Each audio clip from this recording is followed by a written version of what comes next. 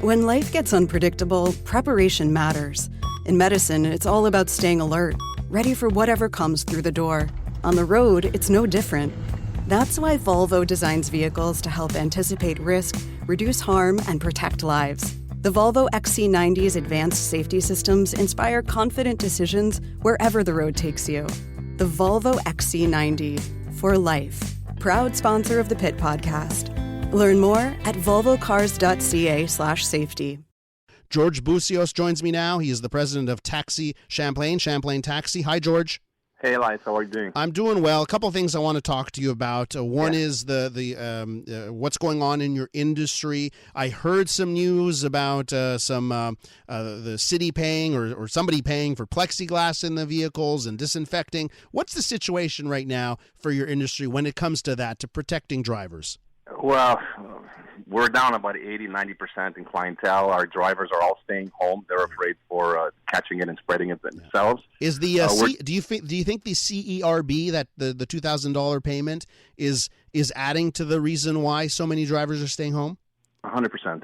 And it's not only going to be in our industry, it's going to be in a lot of industries when they open up in a couple of weeks. When, let's face it, a lot of store shops, grocery stores, minimum wage kind of salary. If you calculate the minimum wage, what they would be making at a grocery store, at a pharmacy, or whatever they're doing at minimum wage, comes out more staying home and getting the $500 by the government. It's going to hurt us, and it's going to hurt everybody else, I think, when it's time to come back to work. What's keeping the drivers that are still driving? What's keeping them driving then? Well, you know what, Elias? I'll be honest with you. I haven't driven taxi in 5 years.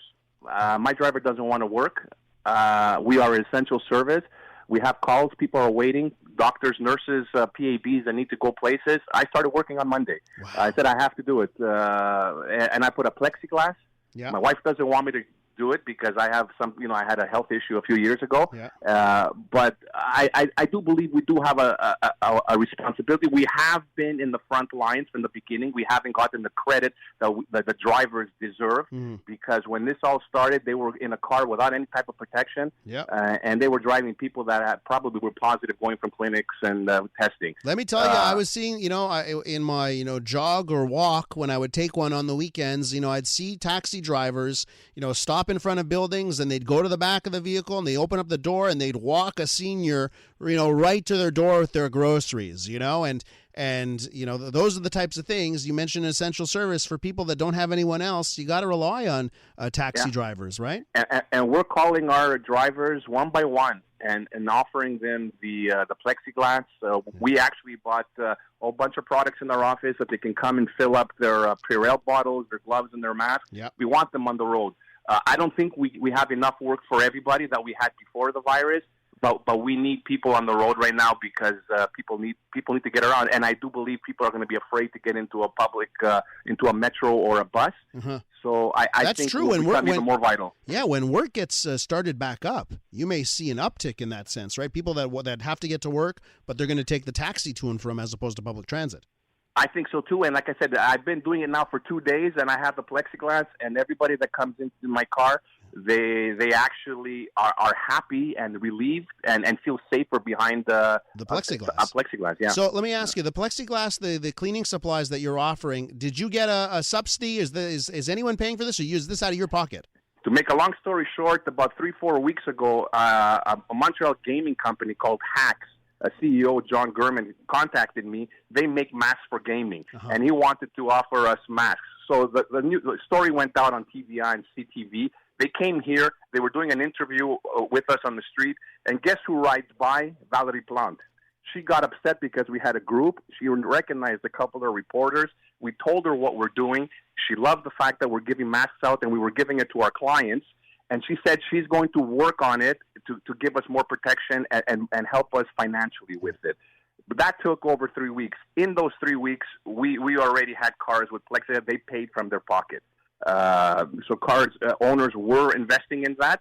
But about a week ago, they did come out and said they're giving us $240,000. They will reimburse the people that already bought it. Gotcha. And from now on, anybody that gets it, it comes out to about $190 per car for about 65 cars. They can't go more than that. Uh-huh. So anybody now that put it before or is going to put it will get the money back from the Ville de Montréal. Okay, well, that is some good news. Can I ask you, George, do you have any reports of any of your drivers testing positive? And maybe not your driver, but in the taxi industry, I'm talking in general. You know, to be honest with you, I haven't heard anybody in our company, but I have heard there are a few drivers that a couple of weeks ago that were sick. Now, I don't know if they had any health issues beforehand or not, or if it's true or not, but I have heard. And again, I wouldn't be surprised. I mean, we know bus drivers have gotten it, and it's a longer, they could sit in the back and enter from the back. In the car, it's a little bit easier to catch it, so I wouldn't be surprised that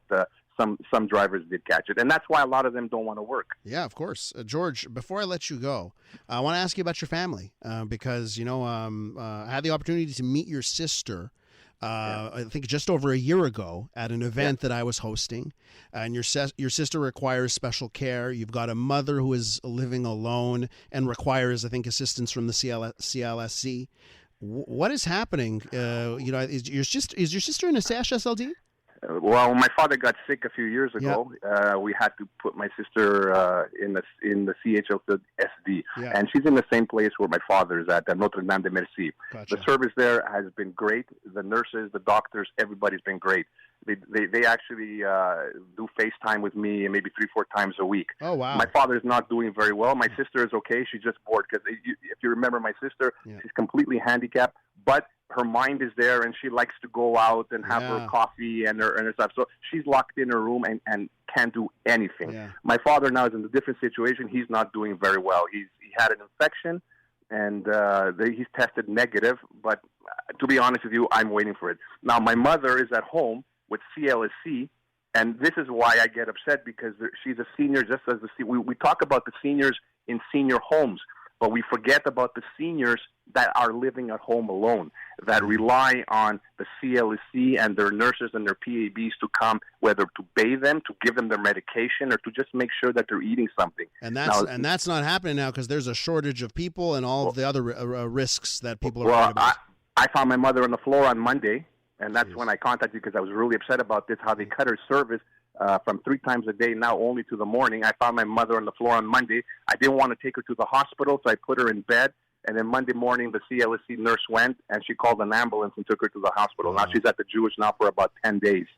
So when we talk about seniors, there are as many seniors that are living alone than in residence. Yeah. But like I told you, if anything, I'm perfect to talk about this because I got both in the system and at home. If my father passes away, it will be a statistic and it won't look good. If my mother passes away, nobody will know about it. George, George, we can't forget about those people at home. Yeah, thank you for your stories, George. Here, and we'll keep in touch. My support to you and your family. I hope everyone stays healthy as possible.